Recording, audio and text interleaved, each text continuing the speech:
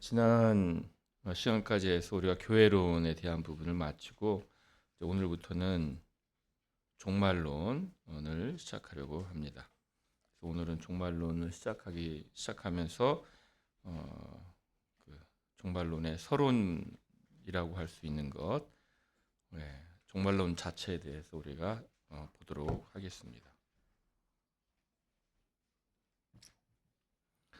먼저 인간은 종말은 우리가 지금 이렇게 이런 교리 공부 시간을 통하여서 우리가 종말에 대해 생각하는 것도 있지만, 그러나 사람들이 다 사실은 이런 종말을 마음에 두고 있습니다.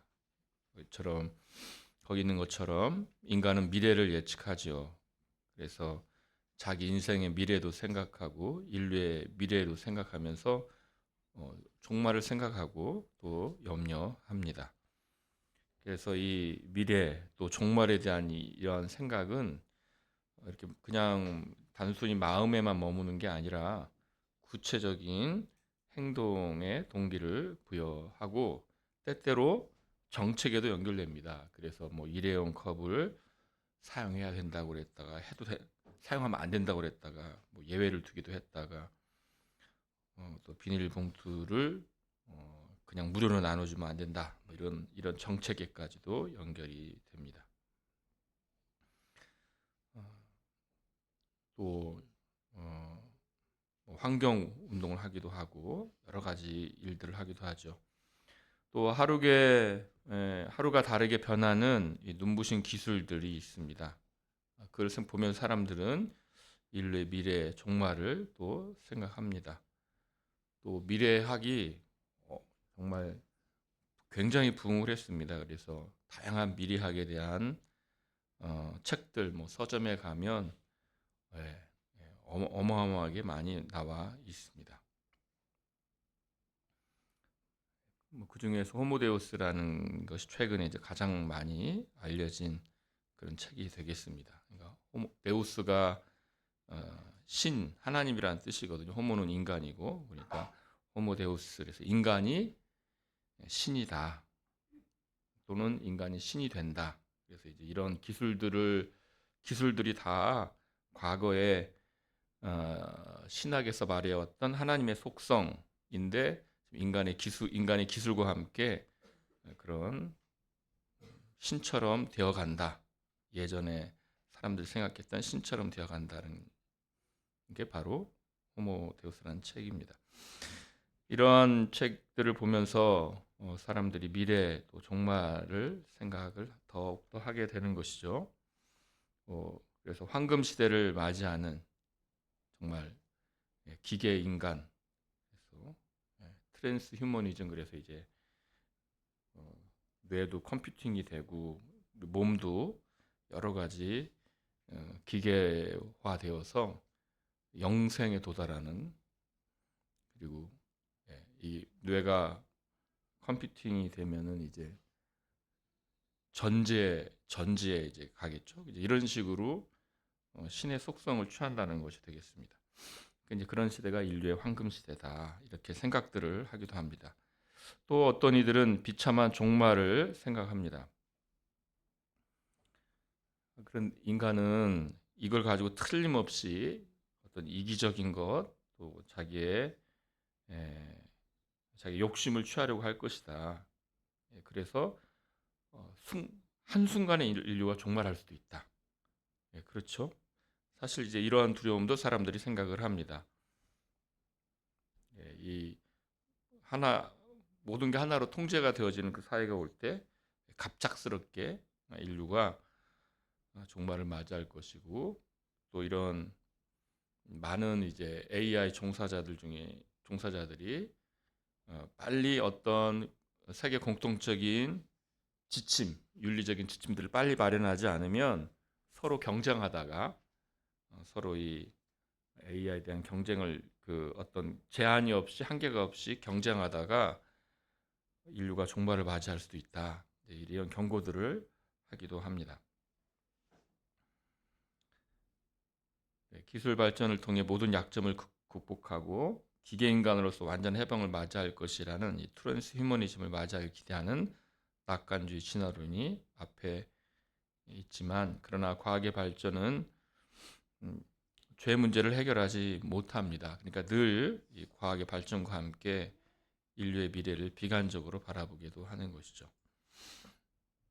또 개인의 종말에 대한 관심도 많습니다. 그런데 그 중에서는 인간을 물질로 보는, 그래서 물질 그저 이런 생물학적 기계이죠. 그래서 생물학적 기계로 인간을 바라보고, 그래서 죽음이 뭐냐, 생물학적 기계가 그저 멈추는 일, 죽음 이후에는 아무것도 없고, 그저 우연에 의하여서 생명체가 생겨났듯이 이 생명체가 또한 멈추는 것이다.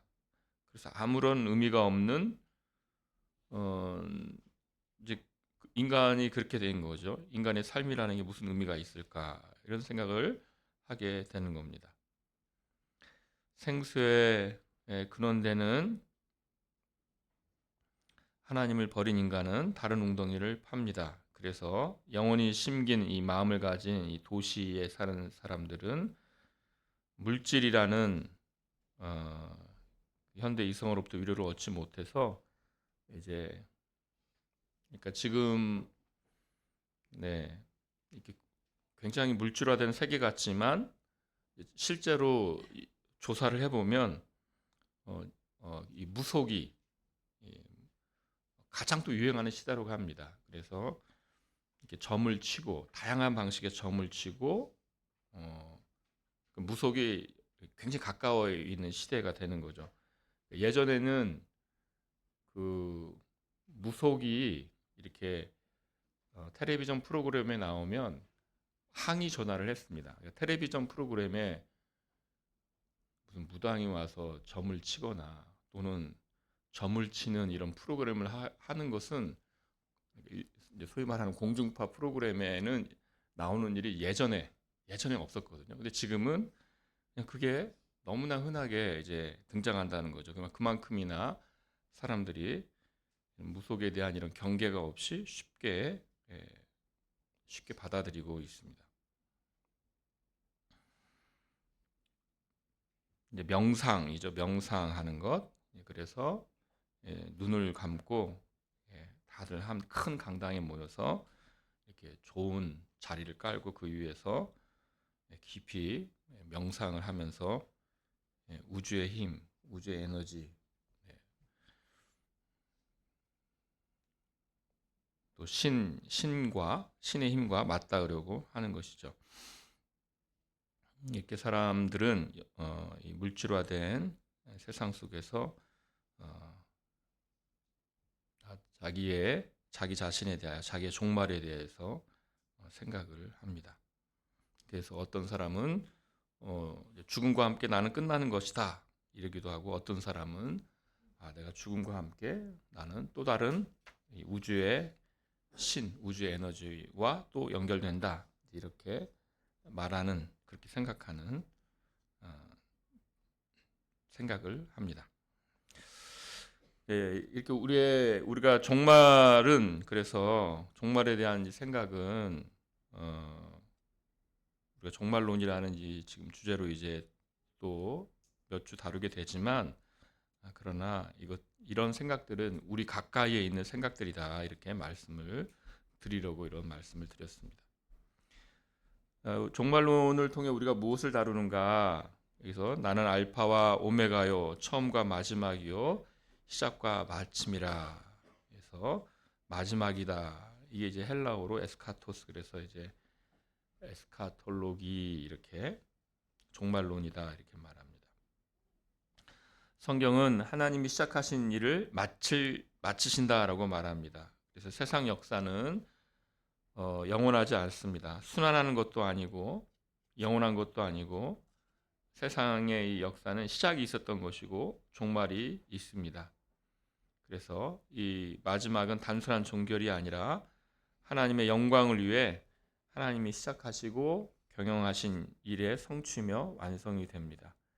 종말은 삼위일체 하나님께서 자기 영광을 위해 시작하신 일, 그것을 향해 가는 것이며, 또 이 하나님께서 택하신 백성에게 주시는 구원의 완전한 완성을 말하는 것이죠. 로마서 11장 36절 말씀에 이는 만물이 주에게서 나오고 주로 말미암고 주에게로 돌아감이라. 그에게 영광이 세세 있을지어다. 아멘. 이랬습니다. 그러니까 만물이 시작이 있는 것이죠. 주님께 시작하게 하셨고 주로 말미암고 만물이 지금도 주님의 통치 가운데서 이 만물이 있는 것이고 주님께로 돌아갑니다. 주님의 목적, 주님께서 품으신 그 목적을 위하여 돌아가는 것입니다. 그리고 그 최종적인 것은 하나님의 영광의 선포가 되는 것이죠. 이 종말론은 이제 우리가 다뤘던 다른 모든 교리들과 결국 연결이 됩니다.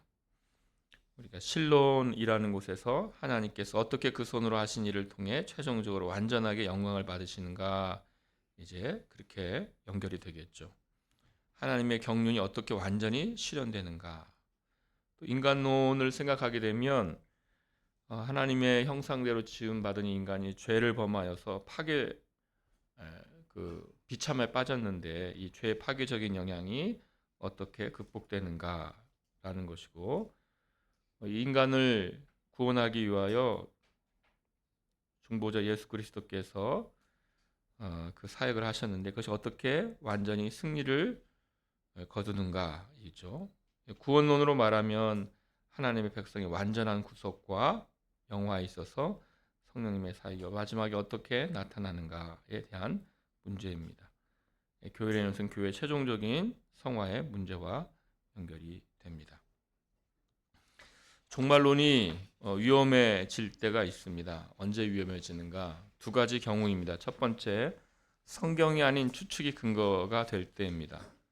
모든 교리와 마찬가지로 종말론을 위한 유일하고 충분한 권위는 성경입니다. 그러니까 우리가 성경이 우리의 모든 원칙이고 판단 근거이고 잣대이죠. 성경이 잣대입니다.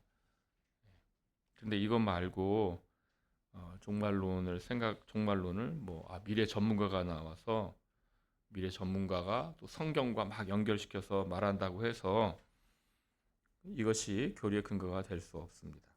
그래서 모든 것은 하나님의 말씀이 기준이 됩니다. 두 번째는 이 종말론을 어디다 관심을 두는가? 이 종말론에 대한 관심을 시나리오 구성과 맞추는 게 있습니다. 또는 날짜 맞추기. 그래서 7년이 뭐냐? 7년 대환란. 문자적 7년이냐 뭐냐? 이런 거 있잖아요. 그래서 그런 숫자들을 가져와서 시나리오를 구성하는 것. 그 시나리오를 구성해서 이렇게 숫자들을 다 맞춰보니 1914년에 예수님이 이미 재림하신 거다. 그런 말부터 시작을 해서 다른 여러 가지 잘못된 내용들이 많이 있었죠. 잘못된 시도입니다. 그러나 그날과 그때는 아무도 모르니 하늘의 천사들도 아들도 모르고 오직 아버지만 하시느니라, 이렇게 말씀하셨습니다. 이르시되 때와 시기는 아버지께서 자기의 권한에 두셨으니 너희가 알 바 아니오라고 하셨습니다. 그러니까 그것을 그 날짜를 맞추려는 것, 그리고 시나리오를 구성하는 것, 몇 년도에는 뭐가 일어나고 몇 년도에는 뭐가 일어나고 이런 시나리오를 구성하는 것, 그것들은 잘못된 일입니다. 예수 그리스도께서 이제 다시 오시는 것, 그것은 우리의 소망과 한편은 소망이고 한편은 다시 오시기 때문에 우리가 깨어 있어야 되는 그 시간이 되는 것이죠. 왜 종말론을 우리가 이렇게 공부해야 하는가? 첫 번째, 많은 성도들이 불건전한 종말론 홍수 속에 있습니다. 그래서 성경적인 종말론이 필요합니다. 이 종말론에 대한 것이 정말 많은 내용들이 있죠. 그래서 어디를 가든지 다양한 이렇게 종말론을 가르치는 이런 내용들 우리가 쉽게 만날 수 있고, 또 서점에 가서도 뭐 갑자기 막 나오는 때가 있더라고요. 막 그래서 666부터 시작을 해서 다양한 것을 이제 해석하는 것들이 나오는데, 이런 불건전한 내용들이 많이 있습니다. 그래서 성경적인 종말론을 우리가 알아야 되는 것이죠. 종말론은 하나님이 만물의 궁극적 운명에 대해 계시하신 것을 통해 하나님의 창조 목적을 배우게 합니다. 우주가 왜 있는지, 왜 여기 있는지, 결국 만물을 하나님이 창조하셨고 또 그 뜻대로 영원부터 예수 그리스도 안에 예정하신 그 뜻을 하나님께서 가지셨고 그것을 이루십니다. 세 번째, 그리스도에 관한 지식에서 더 풍성해집니다. 과거, 현재 예수님께서 무슨 일을 하셨는가, 이제 미래에 예수님께서 또 무슨 일을 하셨는가 우리가 알아야 합니다. 네 번째, 잘못된 교훈에 흔들리지 않기 위해서입니다.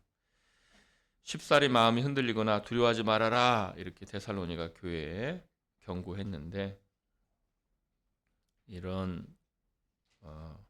미래에 대한 잘못된 생각들, 종말에 대한 잘못된 생각들이 한편으로는 헛된 소망, 또 한편으로는 마음이 흔들리거나 두려워하지 말아라고 했는데 불필요한 두려움.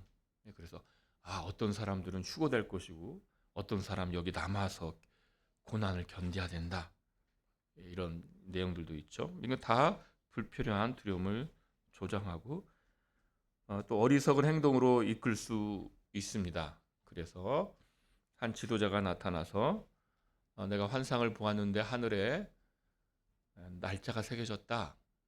그래서 저희 청년 때는 92년 10월 28일. 그래서 한 분이 나타나셔서 내가 밤에 보니까 날짜가 새겨지더라. 1992년 10월 28일이 새겨졌다, 이렇게 말씀을 하셨어요. 그러니까 그 말씀을 들은 많은 사람들이 동일한 환상을 보는 겁니다. 그러니까 또 그걸 들으니까 또 단체로 또 한 3명 고등학생이 나도 봤다. 92년 10월 28일. 10월 28일이 맞나요? 제 기억에는 아무튼 그런데 그랬어요. 그리고 또 이제 그렇고 나니까 이제 어리석은 행동으로 나타납니다. 집단 생활을 하게 되고 자기의 재산들을, 날짜가 정해지니 우리의 재산은 다 필요 없다, 재산을 다 바쳐라, 재산을 다 팔아서 바치게 되죠. 그렇게 하면서 그러니까 그런 교회 역사에 그때만이 아니고 그런 일들이 계속 있어 왔습니다. 그래서 이러한 잘못된 것들에 우리가 휩쓸리지 않아야 되고 어리석은 행동으로 빠지면 안 되는 것이죠. 다섯 번째, 종말을 알므로 현재를 잘 살게 되기 때문입니다. 우리는 미래와 종말을, 그리스도인으로서 미래와 종말을 생각해야 하는 것이죠. 신자는 종말이 없는 듯 현재에만 집중하여 현재를 위하여 현재만 사는 자들이 아닙니다. 그래서 현재만 있는 듯이 사는 것이 아니고 종말이 있기 때문에 종말을 바라보며 마지막을 바라보며 현재를 사는 자들입니다. 신자에게 미래는 사방으로 우겨싸서 답답하게 하여 낭망하게 하는 일이 아니라 자신에게 예비된 복이 펼쳐질 시간입니다. 자기 아들을 아끼지 아니하시고 우리 모든 사람을 위하여 내주신 이가 그 아들과 함께 모든 것을 우리에게 주시는 미래이고 종말입니다. 그래서 이제 신자에겐 두려움이 아니죠. 나를 위하여 죽으신 그 주님께서 이제 나를 위하여 또 나에게 영광을 주시기 위하여 산자가 죽은 자를 심판하러 오시는 그 날입니다. 아버지께서 성령으로 우리의 눈을 밝히사 그의 부르심의 소망이 무엇이며 우리 안에 있는 그 기업의 영광의 풍성함이 무엇인 줄 알 때 신자는 현재의 믿음의 싸움에 담대히 나아갑니다. 모든 무익한 말과 은밀한 마음의 뜻이 드러날 것이기에 깨어 있어 십자가를 더욱 굳게 붙잡고 복음에 합당하게 현재를 살려고 합니다. 미래와 종말에 대한 묵상은 신자로 깨어 있게 하며 더 풍성한 소망을 갖고 신뢰 가운데서 하나님과 동행하게 합니다. 그래서 오늘 밤에 예수님이 오신다면, 또 내일 예수님이 오신다면 이것이 어떤 두려움이 아니라 오히려 깨어 있음으로 우리를 또 소망 가운데서 우리를 또 살게 하는 것이죠. 종말론은 어떻게 구분되는가입니다. 종말론은 크게 두 가지로 구분됩니다. 개인적 종말론, 일반적 종말론입니다. 그래서 개인적 종말론, 그 숫자가 잘못됐는데요. 뒤에 있는 2는 빼야겠습니다. 이 개인적 종말론에서는 그 개인의 죽음에서부터 시작합니다. 죽음은 무엇인가?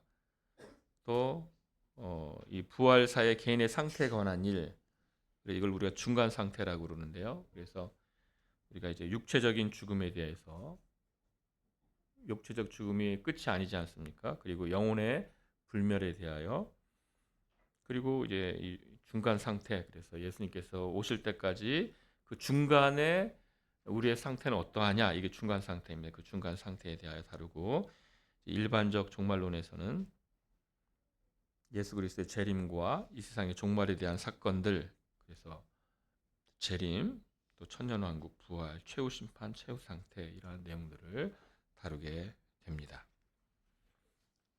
이렇게 해서 우리가 종말론, 서론에 대한 부분을 우리가 보았습니다. 혹시 질문 있으신가요? 네.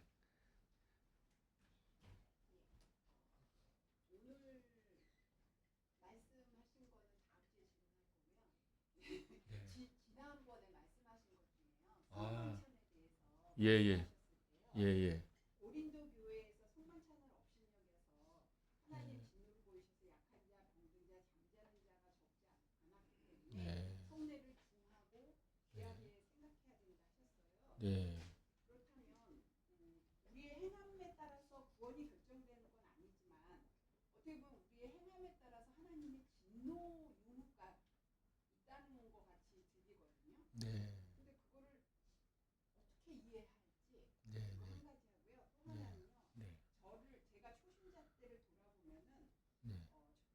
천주교에서 말하는 화채설이나 유토교의 공제설에 가깝게 네. 생각하고 제가 성찬을 받은 적이 있었거든요. 네. 그렇지 않아? 그렇다면 그것도 성만찬을 없인 여겼다고 봐야 되는 건지 네. 그 부분에 대해서 질문하고 싶었어요. 네. 질문은 오늘 내용이 아니고 지난번의 내용이고, 오늘 내용 또 다음에 하신다고. 또 네, 오늘 내용 오늘 하셔도 되고요.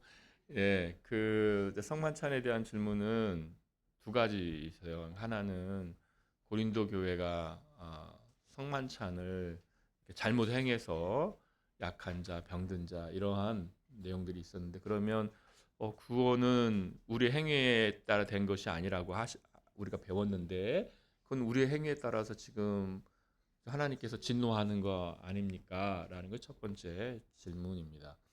네, 하나님께서는 그러니까 어, 네, 우리의 행위에 따라서 하나님께서 우리를 구원하신다면 우리 구원 얻을 사람은 아무도 없는 거죠. 왜냐하면 우리의 행위는 또 우리의 상태라는 것은 구원을 얻기에 너무나도 부족하기 때문입니다. 그래서 우리의 구원은 온전히 하나님의 은혜로만 주어지는 것입니다. 또 하나님께서는 그 은혜로 우리들을 또 이렇게 잘 만드시기 위하여서, 정말 좋게 만드시기 위하여 또 다양한 삶의 또 경로들을 또 경로로 인도하시기도 하시고, 때때로 우리들을 징계하시기도 하시는 것이죠. 그래서 우리가 참 자녀이기 때문에 또 징계도 하신다 이렇게 또 말씀하시지 않습니까? 그래서 교회에 있어서 고린도 교회를 통해서 하나님께서 주신 이 성만찬 예식을 잘 감당할 것을 말하고 있습니다. 그래서 이 성만찬 예식은 예수 그리스도에 대한 내용들과 다 연결되어 있거든요. 그러니까 고린도 교회는 지금 마치 우상 숭배와도 연결되어 있는 방식으로 그 모든 내용과 연결되어서 지금 이 성만찬이 같이 가르쳐지고 있기 때문에 고린도전서에서 보면은 그래서 하나님께서 사랑으로 대하시는 한 방식 중에 하나가 때때로 징계일 수 있다. 이렇게 말씀드릴 수 있겠습니다. 그리고 두 번째는 과거에 잘못된 인식 가운데에서 성만찬에 대한 잘못된 이해, 때때로는 화채설, 때때로는 공제설의 방식으로 성만찬을 이해하고 과거에 성만찬에 참여했는데 그것은 어떻게 되는 걸까요? 그렇죠? 업신여긴 그래서 그 내용은 저도 이제 성만찬 예식을 저도 몰랐을 때 저도 함부로 대하기도 하고 함부로 말도 했습니다. 저도 이제 고등학교 다닐 때 함부로 말을 했습니다. 함부로 굉장히 함부로 말을 했습니다. 그래서 그런 거 생각하면 너무나 부끄럽고 그렇습니다. 근데 이제 그런 것을 또 하나님께서 잘 이렇게 인도하셔서 잘 이렇게 더 잘 이해할 수 있도록 이렇게 한 것이 아닌가 이렇게 생각을 합니다.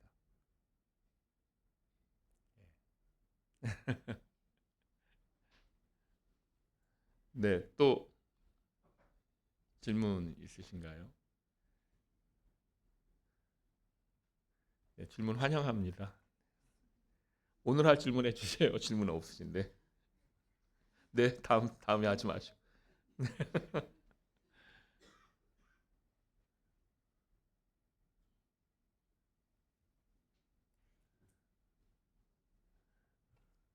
네,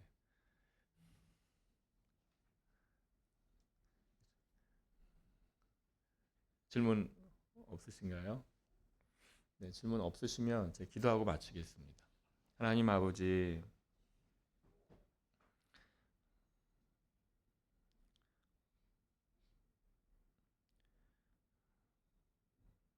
이런 기회들을 통하여 우리로 주께서 말씀하신 그 내용들을 더 분명히 알게 하시고